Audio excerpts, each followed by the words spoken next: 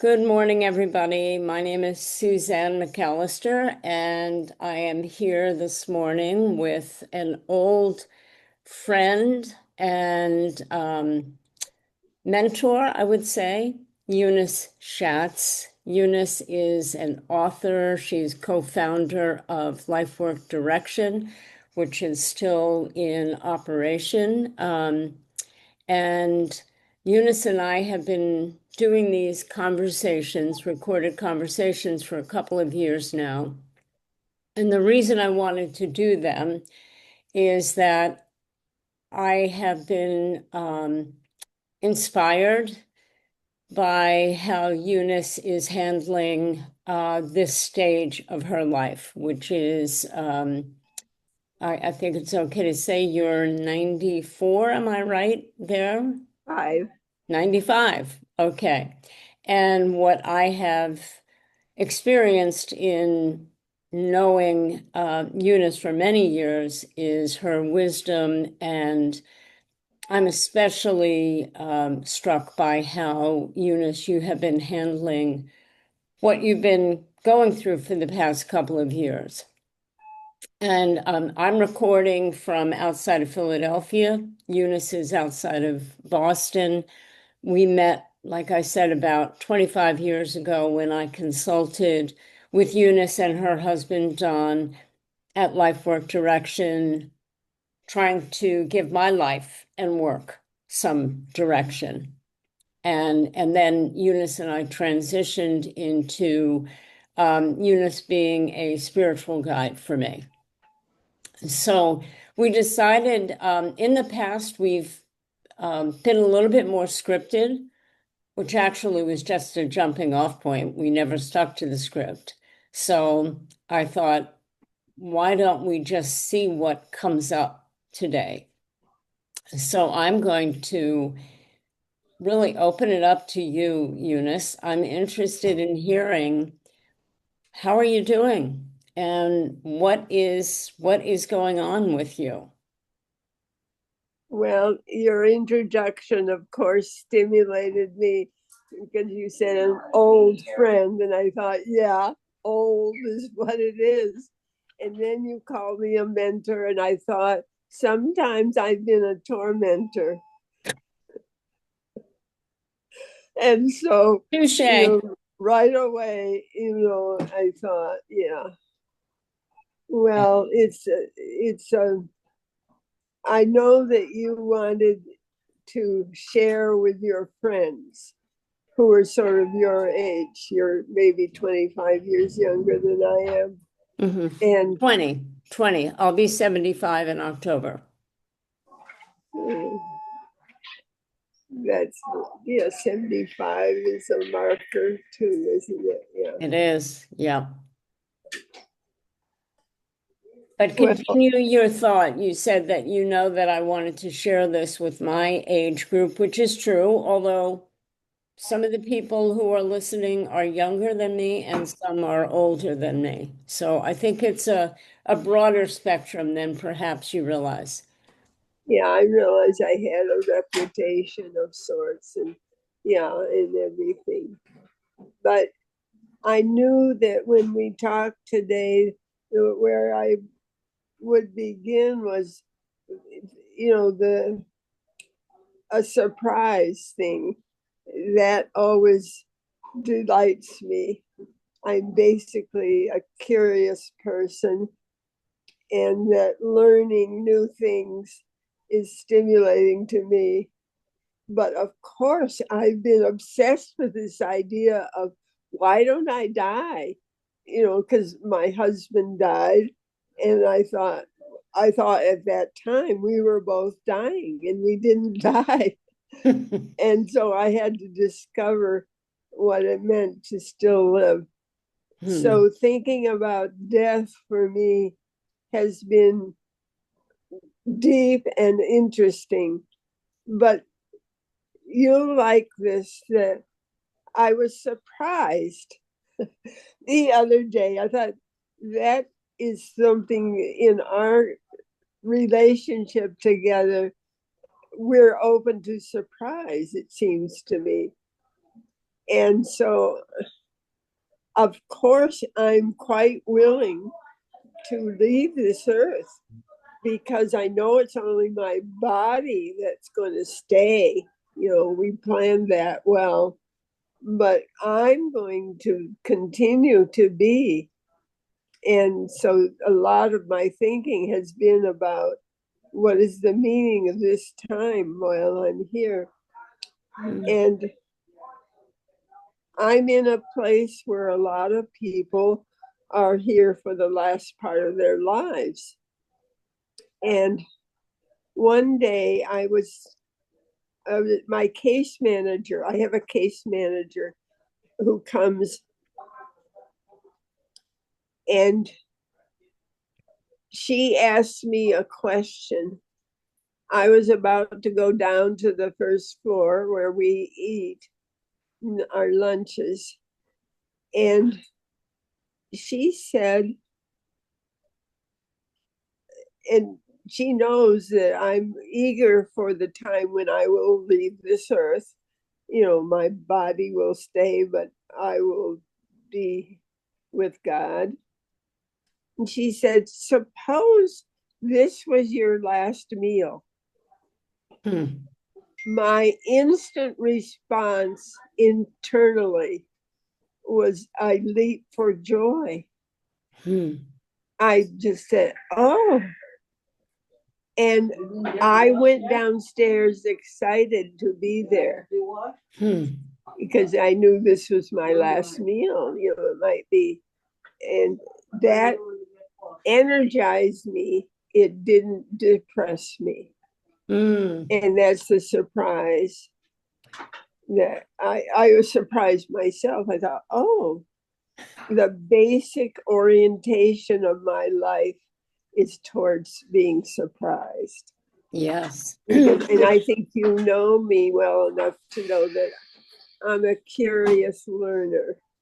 That's, the Enneagram taught me that as a 3, my positive side is the part of me that's curiosity, that loves to learn, to find new things, to go a little deeper, see a bigger picture. And of course, my hazard is that I'm too fast. I right, it leaps into my mind 10 ways that maybe I can deal with whatever I'm thinking about, and that destroys my possibility of going into what I call the wee paws of the little The animal. WEE pause.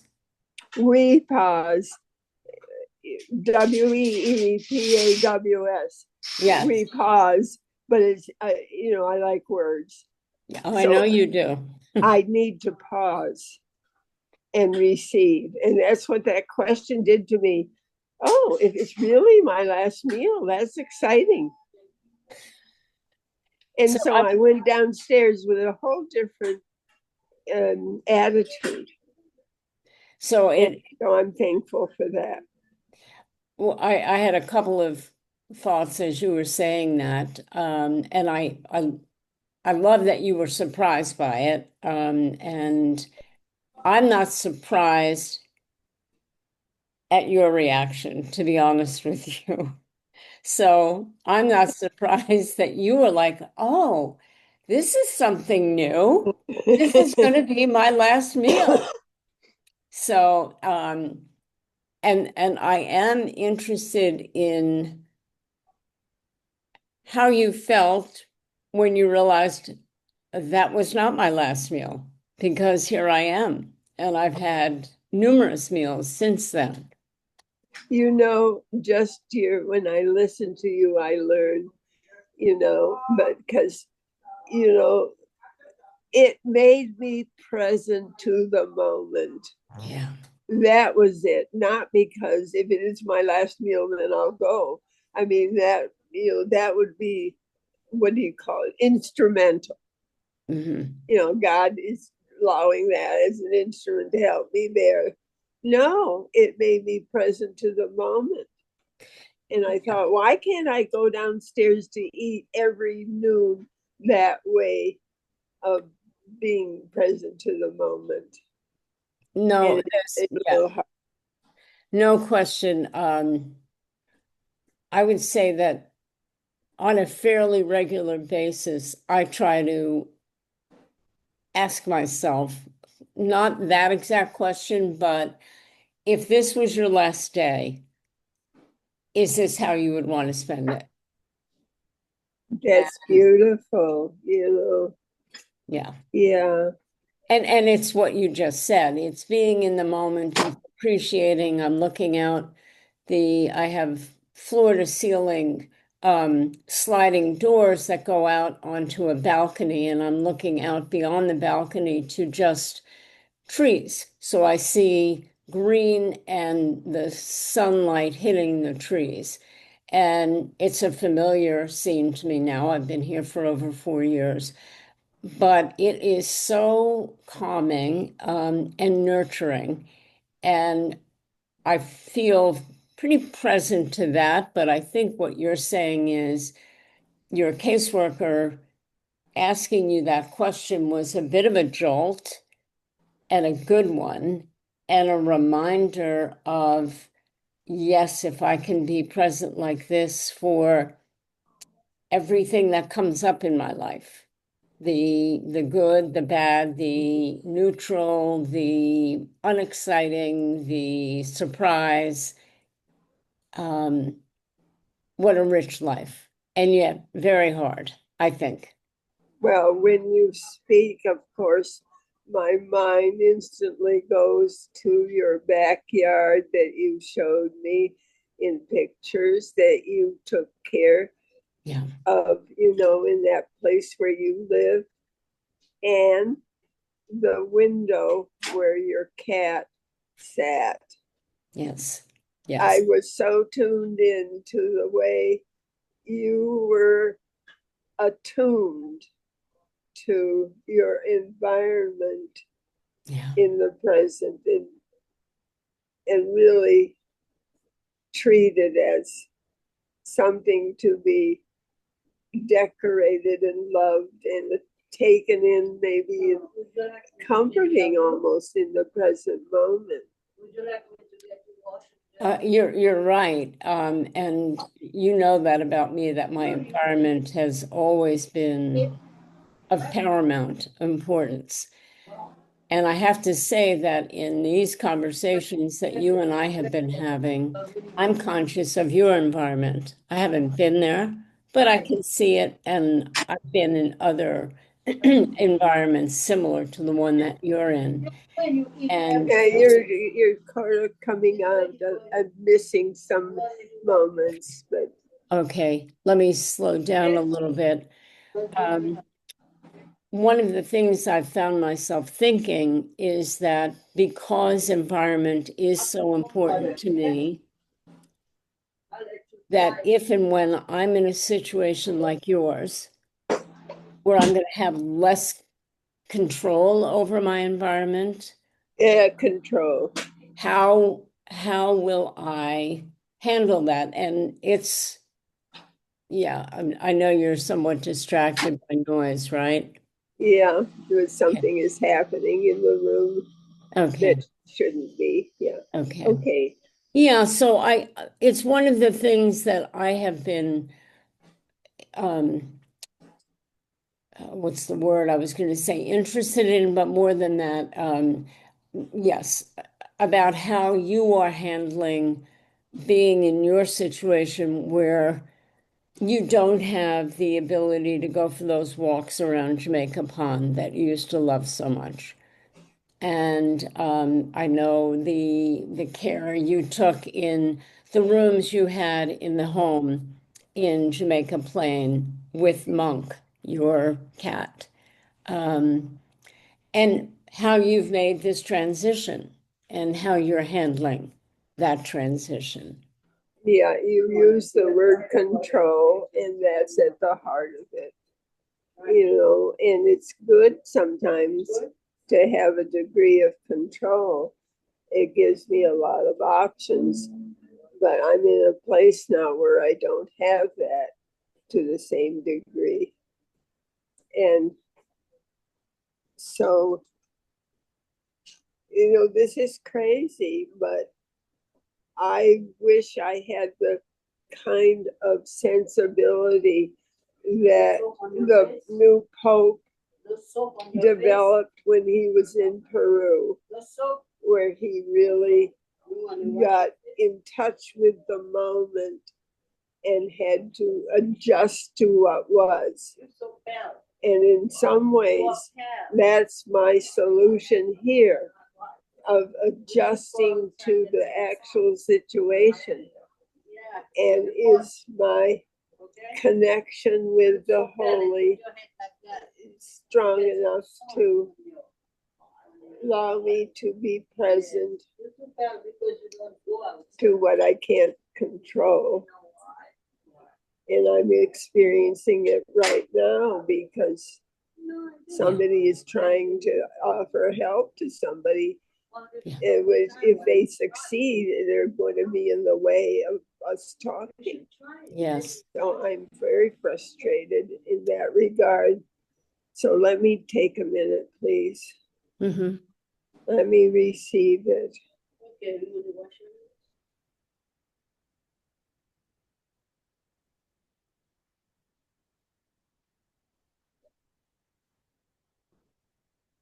But I'm with this girl for a long time, but I only work here almost 5 years.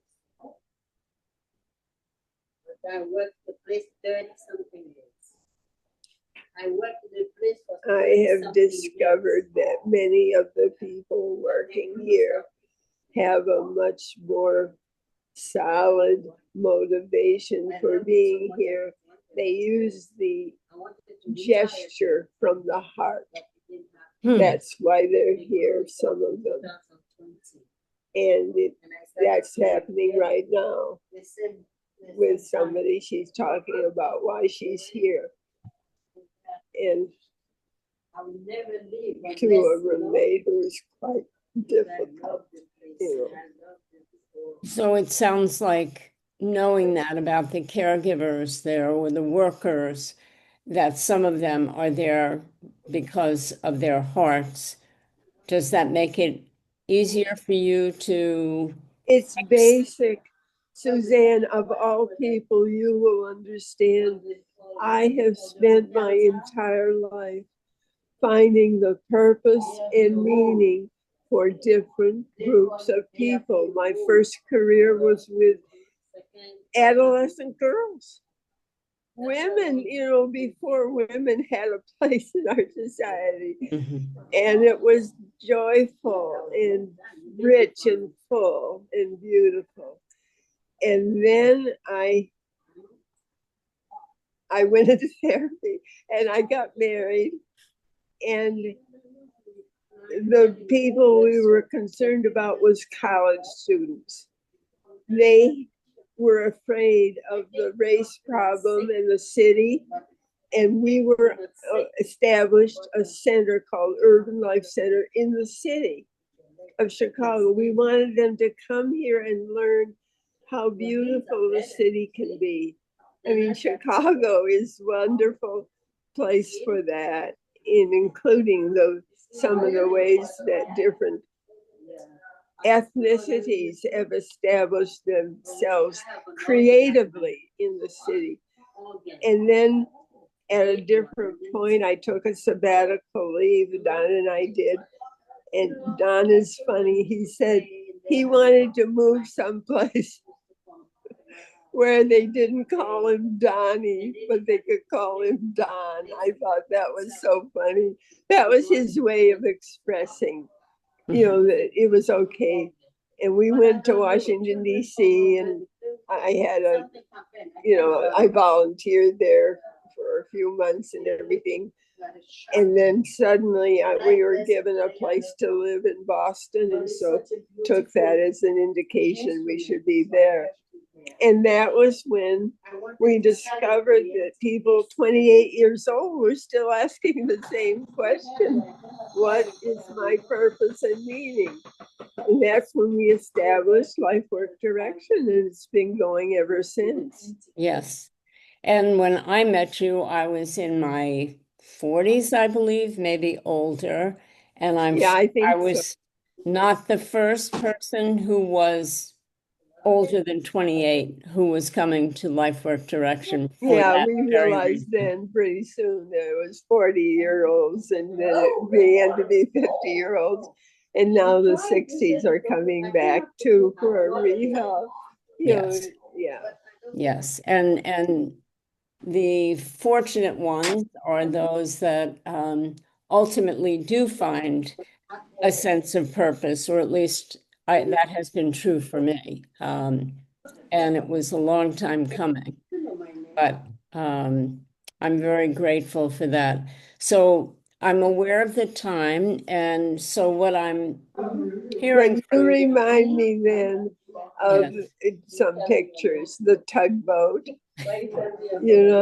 on the one hand, and then a lovely picture of you and your mother. oh, That lovely picture. And yes, it just, there's something about that. Yeah. yes, that was the last time I was with her, and the ninth anniversary of her passing is coming up in a few weeks. Boy, yeah. But what I'm taking away from today is not dissimilar to a lot of what you've been saying over the years, which is coming up against the lack of control you have in your current situation and how you're handling that. And if I heard you right, that I think you used the word holy, that is a way that you are accepting, handling, uh, You're interacting. telling me, Suzanne, our conversations, you're telling me that what is God's purpose in my being where I am, Yeah. and so my purpose is aligned with God's purpose. Hmm. And so that means something to me. And it means, and especially right now, I'm not so afraid of our times, Hmm. and partly because of the new Pope, Hmm. which is really, he really, he got in, his purpose in life is to be with the people he's helping in a way that's quite, yeah, maybe that's what I'm saying to myself now. Yes. Yeah, Yes. I'm more with these people who are serving me in what I would consider a boring job. You have to move it this way, just so. Every Mhm. day you do the same movements. I'm amazed. I Wow. love variety. Yes, and that's so the curiosity you talked about earlier is both a blessing, but it can also be an impediment if you're feeling like I have to do the same thing over and over and over again, but you're seeing that in the workers where you are and learning from how they are living.